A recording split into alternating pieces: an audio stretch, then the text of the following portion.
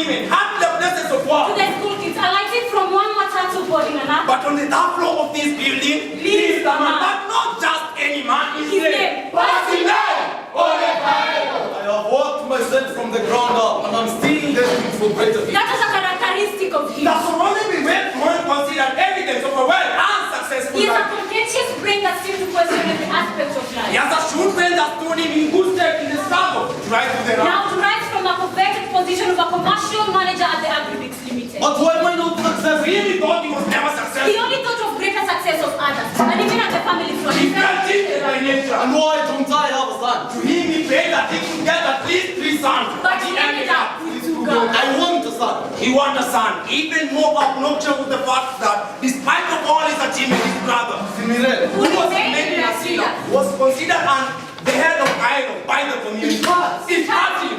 But it did not bother him. Because every cloud has a silver lining. Nature rewarded him with a gem in form of a wife. Gem! Me and My husband.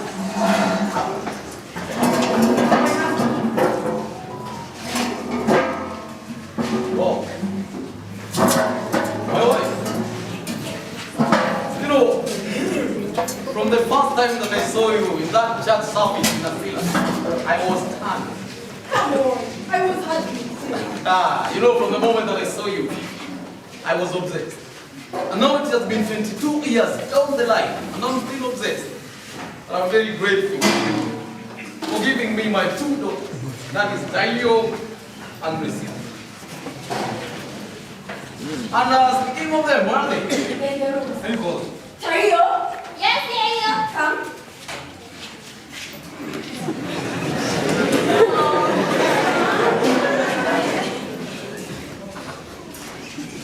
Dayo. And where's your sister? She's in the bedroom. Can you call her? Resian! Resian! Yes? Papa is calling you.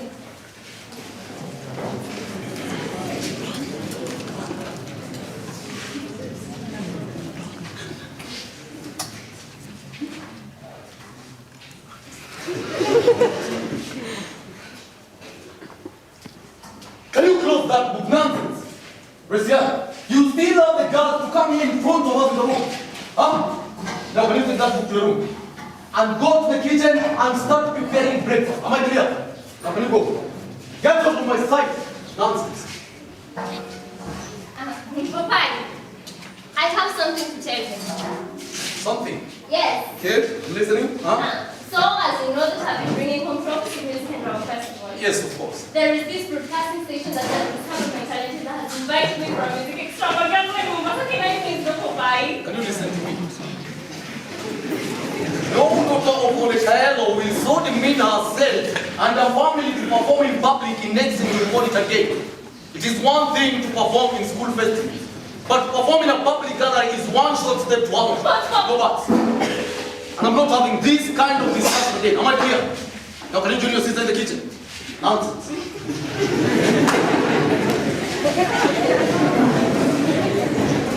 And as for you, I don't want musicians in my house. Am I clear? Yes.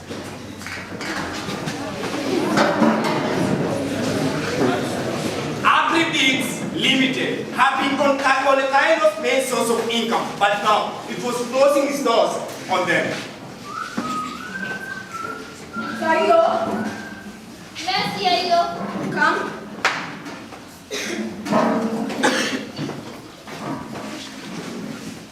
Yayo, let me finish something. I'm coming. Okay, sure thing.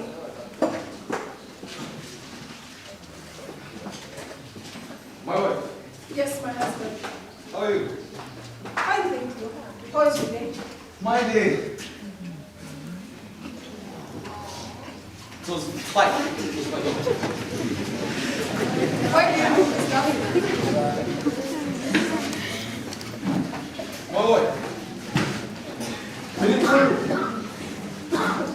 You know, there's something that was bound to happen. I just saw it coming. What is it, my husband?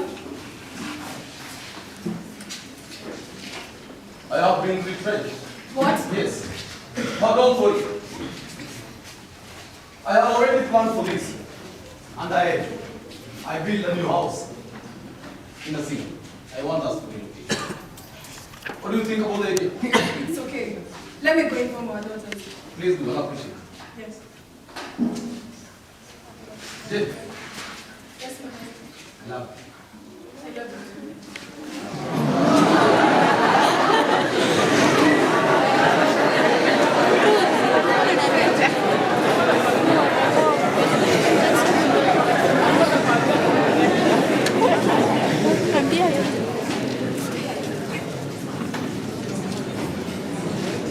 Tayo stood in the shadows by the window. Her back to the room. From her vantage position on the third floor of the building where the flat was located, she had a bird's eye view of the sprawling town. Beneath her, she could see her father passing and moving around. He was gesticulating violently. Apparently reprimanding the loaders from being slow and inept in carrying out the task before them. Tayo knew her father well. For he was not a man who cared to see his well-laid work plans delayed or She disrupted. had noticed that he had become even more aggressive ever since the family alarm that he had been trained. They were now being forced to vacate their house back to the rural town where they had moved many years back. Although the distance could not allow her to hear whatever her father was telling the loaders, Tayo felt sympathy for the poor fellows down there. For she knew the state of her father's town. And this reminded her of her old recent battle with her father when he denied her permission to travel to Mombasa with the other young men and women selected by the FM radio station to attend the extravaganza. Stemming those thoughts out of her mind, she looked at the rooftop of Nakuru town. A town that she was about to leave. Tears welled in her eyes. She blinked suddenly and rapidly. Tayo did not hear her younger sister's young approach. Tayo,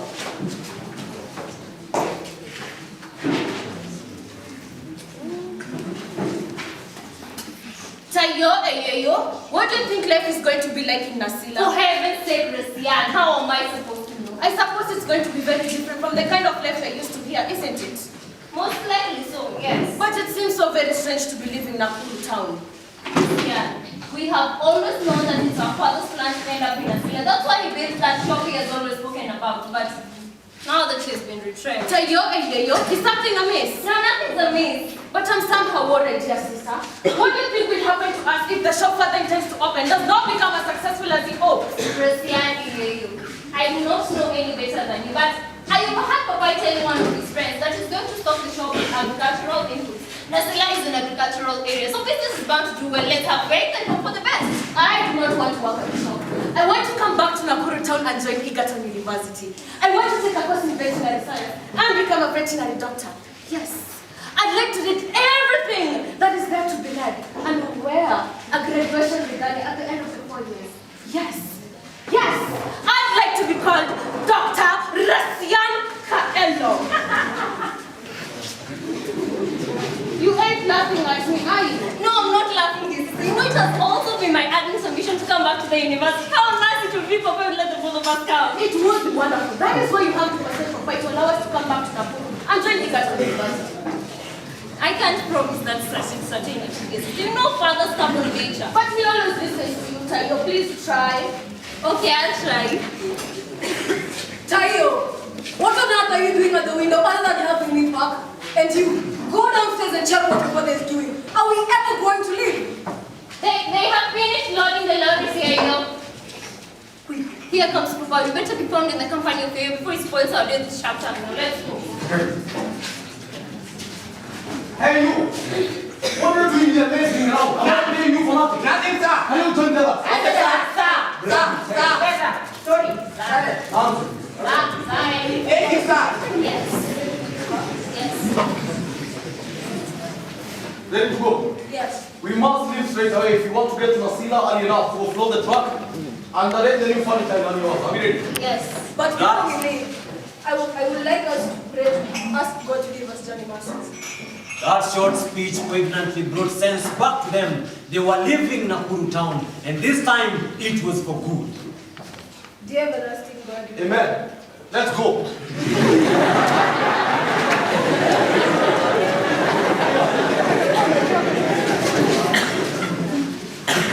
This has been our home for 20 years.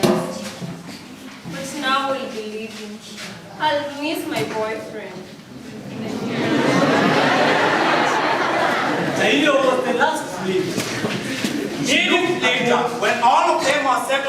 18-seater minibus that Ole Kaelo had hired for them. The journey began in earnest. Father and mother settled at the front seat when the girls shared the back seat with other suitcases and luggage. When Mama Mlanoe settled in a seat, the vehicle sped steadily out of Nakuru town. And she gave a thought to the bigger picture of their relocation.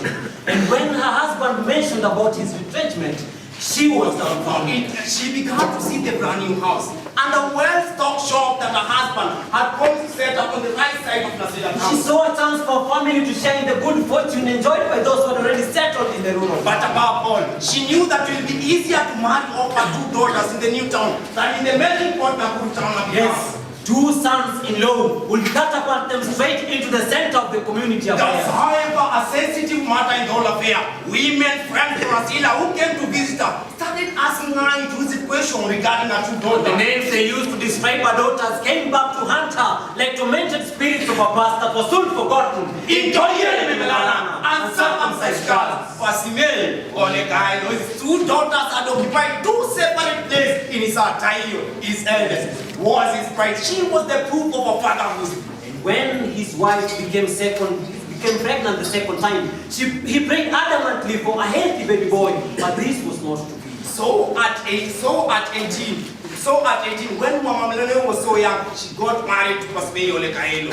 And Mama Mlanoe's parents always prayed for a well-to-do son-in-law, especially from a well-known family.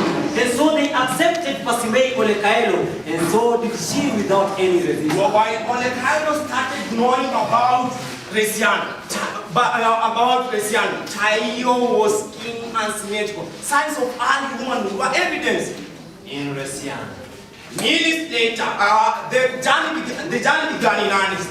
A few kilometers from Nasila, the vehicles broke down. The crew alighted and swung into action. The vehicles were rolling into the small town of Nasila. The gates of Papa Simiren swung open, and a crowd of jubilant relatives came out to receive them. My wife, Yes. this way please. We are ready here.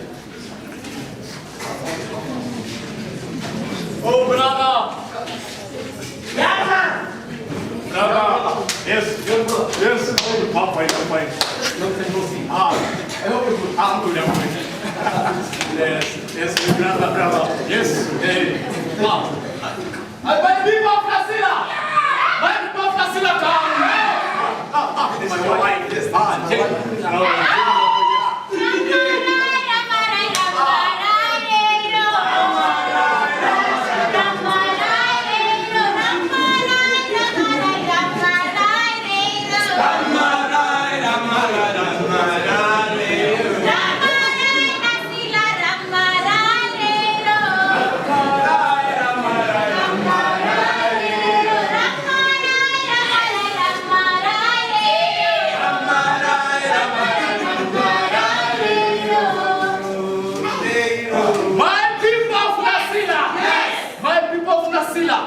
Yes, as you all know, my brother's been away for 30 years now.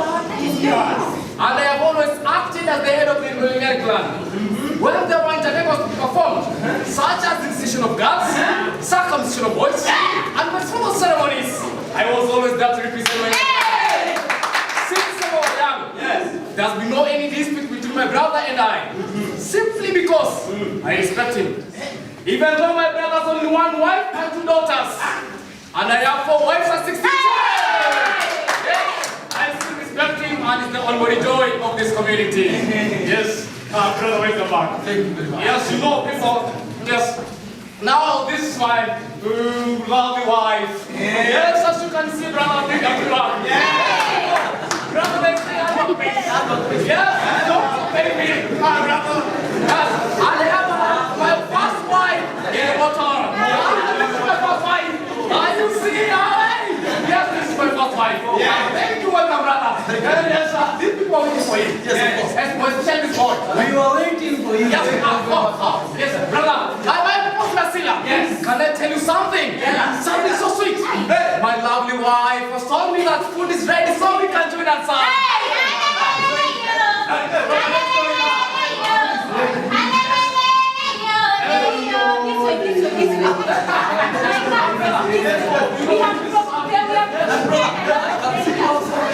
Yes, when girls you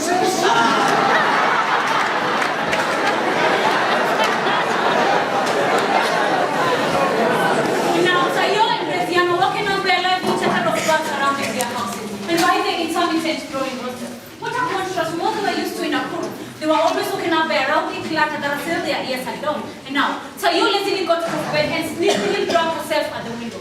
And when she opened the shutter, the bright morning sunlight suddenly flooded the room, and from a distance, she could hear dozens of activities taking place within the neighborhood. But what captivated her the most was the cool natural environment created by giant trees which grew between the houses.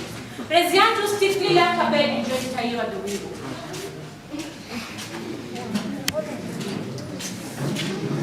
Apart from the house they had spent the night in, 3 other main houses stood within a well-trimmed key, uphold perimeter hedge. She guessed the 4 houses belonged to her four, and soon they were told the previous night were the wives of their uncle. I hope our home will look like this. Yes, it's so quiet and peaceful. It's a home one would look for to come at the end of a college semester. Exactly. Tayo, Rezian. Yes? Have breakfast.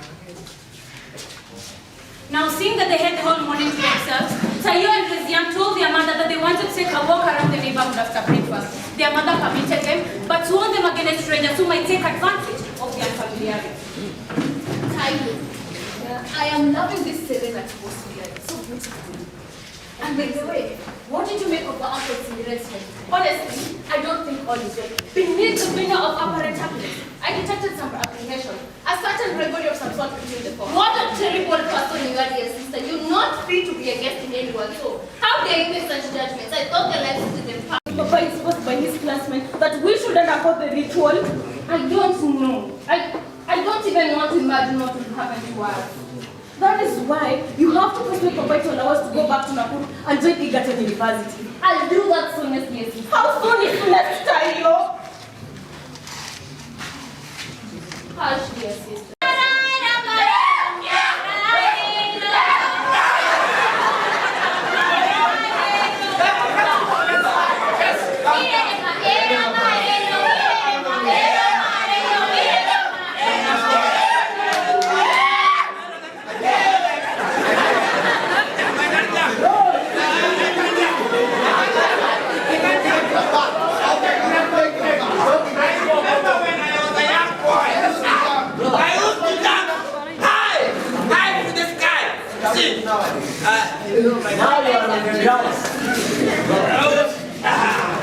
Yes, I need to practice more.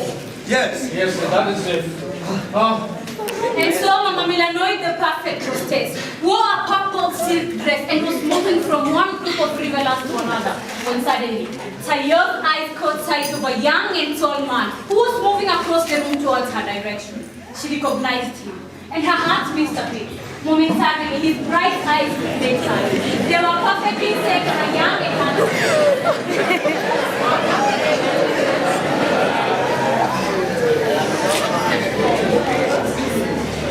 Mama Milanoy let her maternal instinct direct her to the place where her daughter was standing. She saw 2 things happening simultaneously. One, her daughter Tayo was talking to a stranger, and the second thing was that her husband was watching them.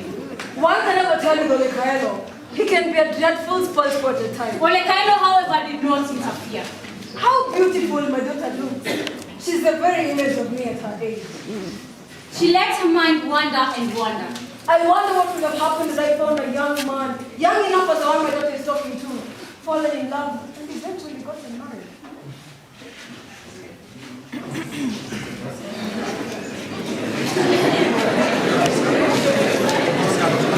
Yes, excuse me, Mama Milanoy. Do you know that young man that is talking to your daughter? No? Is he a bad boy? Far from it. In fact, he's one of the most dependable young men that we have in Asila. That's nice. Now, they need to be told, but remember this, you are wrong again. Why? Does he have a vicious wife? No, you see that young man by the name Joseph Pomwat. He's a brother. Joseph Pomwat is a brother to your daughter. Joseph Pomwat's father is from the Ilmoligantal of the Ilorasha Kinedi subclan, like ourselves. Therefore, it is not only great abomination if you allow the ignorance to be separate from the Sila cultural values, but the illicit contact is a taboo that's bound to have consequences. Let us go on before they come. Come. Yes, excuse us. Yes, brother Joseph Pomwat, and more especially Tayo. I hope you have known each other. Yes. That's good. Now it is simply this. Joseph, for what? Yes. You see, Tayo is your sister. Come back, talking about. The same way, Tayo. You see Joseph from what her brother, okay? So, Papa, more especially Tayo is your sister. Keep that in mind, okay? Tayo, brother. Brother Pamwa. Joseph from what? Your sister. Same way, your brother. Your sister. Brother Pamwa. Your brother.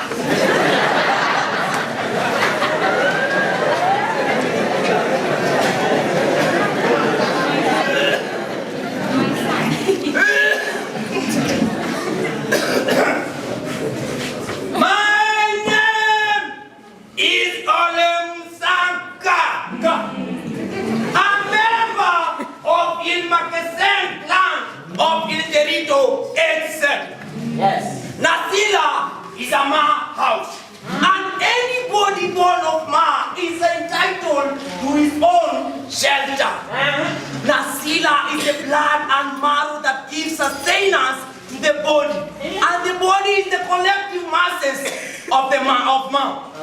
Ole Kaelo here. It's like a strand of air that has been blown away by a gust of wind. And the same wind has blown it back to its owner's head. And if the head refuses to collect the hair, it will be trampled upon the ground. For the founders say, when a rat begins to smell, it returns to its own mother's home. Home is never far from one who's still alive. And speaking of home, Ole Kaelo here should be told, home is not this house. However magnificent it is, home is Ma. Home is Ma. Home is Nasila. Home is Nasila. Home is children. Home is children. And home is family. Family. Kill one of the four pillars and you will not have home to speak about. Where are the women and men of Nasila? Hey! Raise the wife and daughter of Ole Kaelo. Bring them back to Nasila fold.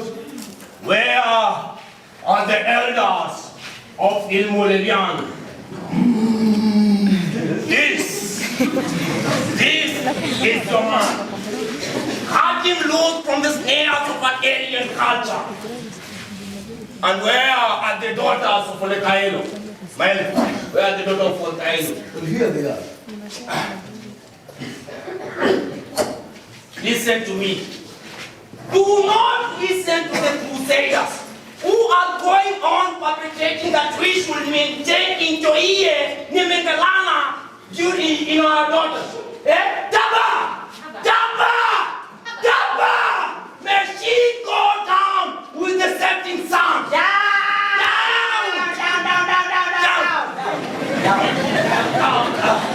My daughters. What are your names? Tayo. Tayo. And you? Embresian. My daughter, Tayo. I prophesy you will be the next man of the next leader of Nasila. Hey! Thank you very much. Thank you very much for the wise one. Now that I beg that we all go in. Wait, brother. Oh. Now welcome back to Nasila. Yes. Now Let me bless you, my son. Yes. As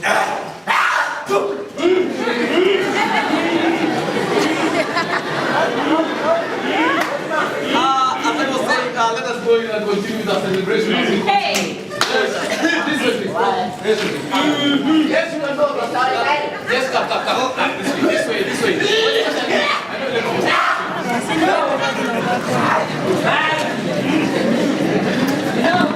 No, wait.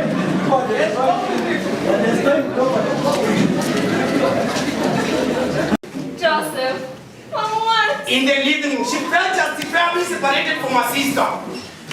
Isn't that natural? After all, we're not kids, so we'll be physically separated. But when I stood with Joseph from what in the living room, I was restless. She was in love. Later that night, lying her back to her sister, she allowed her mind to float, fitting in. It was a long night for both girls, each one of them away, but in deep thought. Now where was the body culture?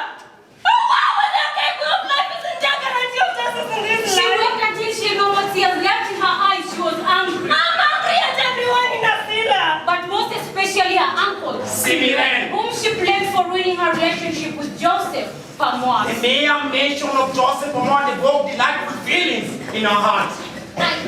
I wonder if Joseph Pamois is thinking about me right now. But all hope was not lost. He said he's going to visit. This young situation grew worse. They beat her heart like a bruising aftermath of a blow. I do not want to undergo the time. The proper circumcision was getting him. And all the levels that said that we should undergo the She shuddered. When she recalled a certain day when Kamuratani visited her home with other village women. She was an old woman of about 60s who backed straight straight. The most startling things about her were her eyes. They were bright, clear, and But inquisitive. what said she was Cinderella's young stomach was the Umurunya. It was a blade like two shaped like a smoothing left leg. And you recall a young man who nearly accosted you. Yes! And when he one day gravitated me to the Enkaburatani and let the old Murunya transform into a decent woman. But our only ally will be a sister for not persuading their father to allow them to go to Egerton University. I trusted Tayo to persuade Papa to allow us to go back to Nakuru, but she has not even tried. You need to persuade her even more. It was morning when the two girls went to prepare breakfast. It was morning again in the master bedroom of Pasimei Olekaelo and Mama Milano.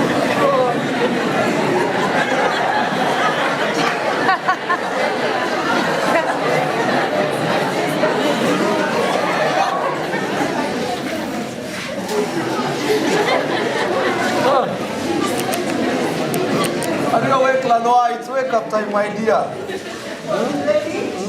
That was the shortest night I've ever had. Because we are all very tired. Hosting that ceremony greatly sapped our energy. It was an exhausting day. I'm glad it's finally behind. You know as much as I do. The demands of the culture we have now been ushered into, huh? I know, but don't you think we should have our family's interests at hand first? What do you mean? I hope you don't mean that our culture comes second, do you? I don't mean that. Our culture is everything and it rules our lives. Good. Now listen. You must immediately start counseling the girls to understand their roles as potential wives of men of Nasil. Am I clear? Sure, my husband. Oh.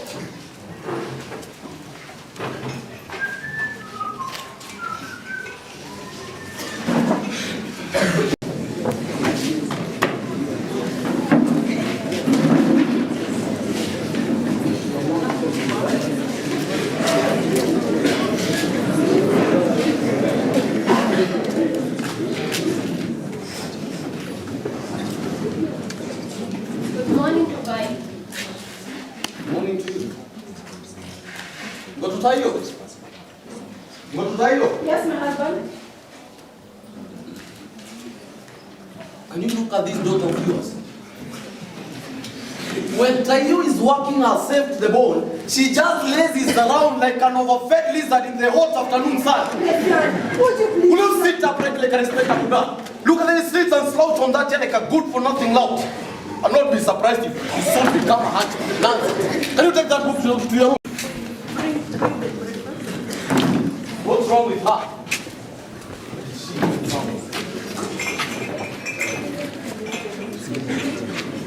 Don't worry. Tayo! Yes, Papa. Breakfast, please. I'm bringing. Thank you.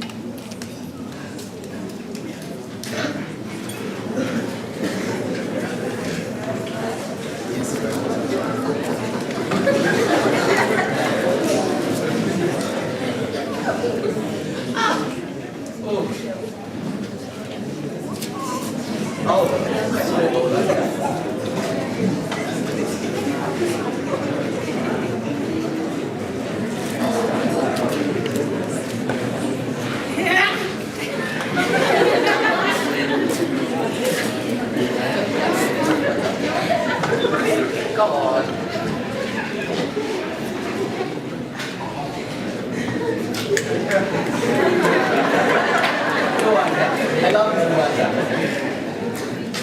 No, I don't want that to take off. Today I have a very good surprise for you. For you and my daughter here. What about Christian? Yes, of course. Tayo, Yes. can you...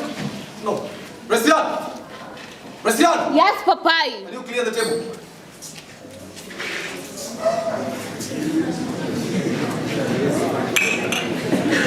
Nadia!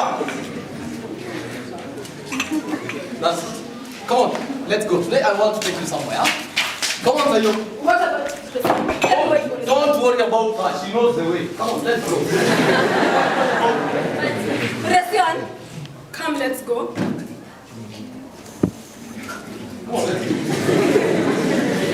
Remember when we were... That morning, So your father will be so happy to see. Wait until you see how your father, in fact, I'll tell your father that he has a beautiful daughter, a hospitable daughter. Not bad, not bad. Who else is in the house? My mother. Oh, your mother. Yes. Oh. Your mother. Well, perhaps you should tell your mother that I'm here to see your father. Okay, I'll do just right, guys. That's great.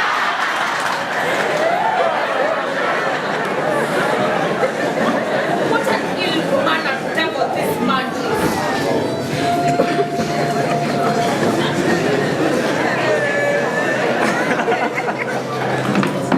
Who was it? A man that says his name is Olosudori and he's here to see Papai. Oloisudori? I don't think I've heard a man by that name. Whoever he is here, he's a useless, irrespectable man. Resian. Soon you're going to embarrass your father by the way you speak. Do you remember how you horrified your told the other day when he spoke like one of the demented spirits? But surely, Yeyu, mustn't one mention the despicable manners of an old man who behaves badly in front of a young girl young enough to be his own daughter? However disreputable the man might be careful, Resian. You do not know the connection he has with your father. It will be catastrophic if your child will not severe his relations with men. Now do this. Go back to the living room and offer him a cup of tea or something to drink. Make him feel comfortable.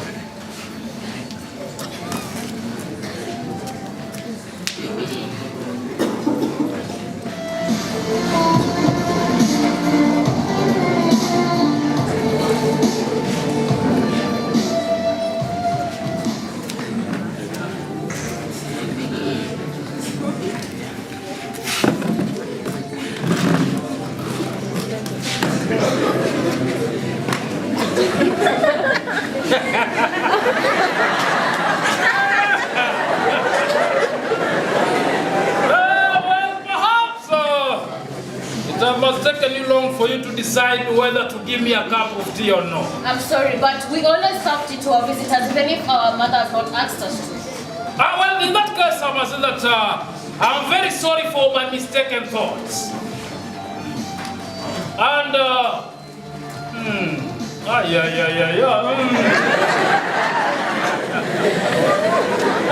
what's your name? Christian.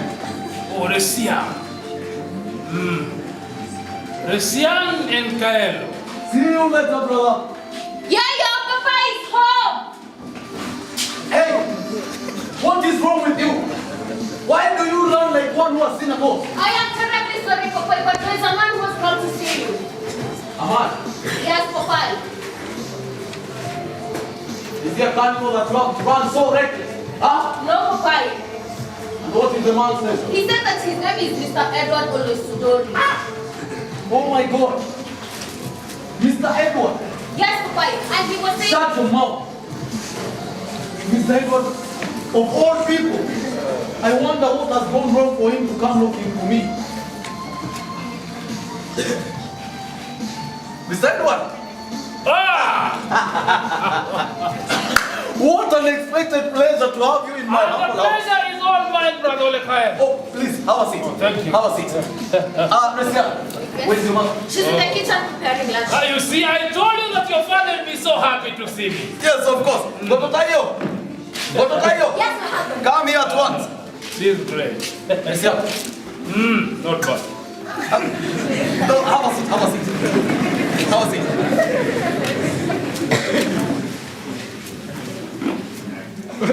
Mr. Edward. Mr. Edward.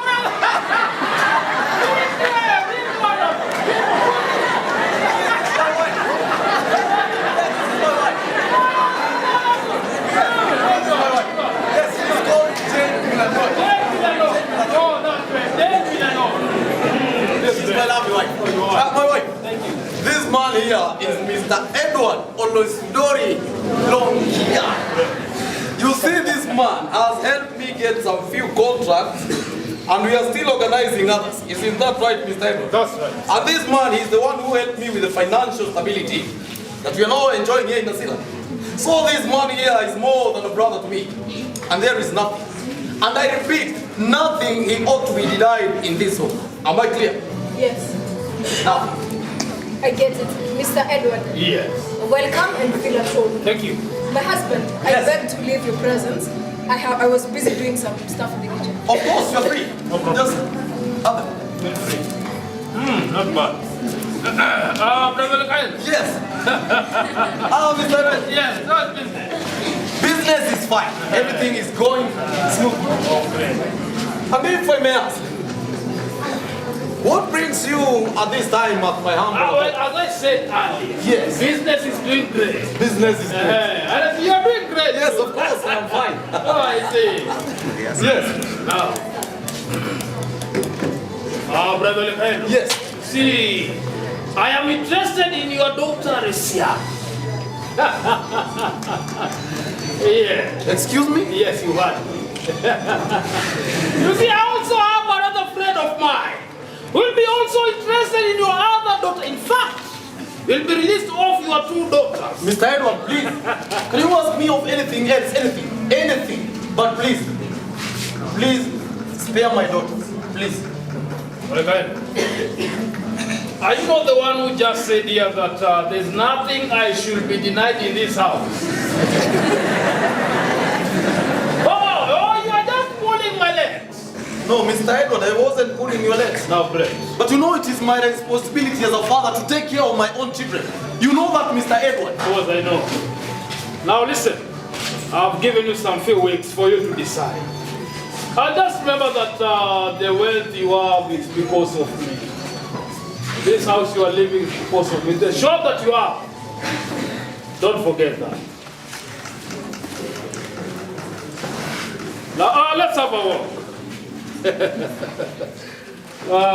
So, how is business? Please, carry this. Let's have a walk. Let's have a walk.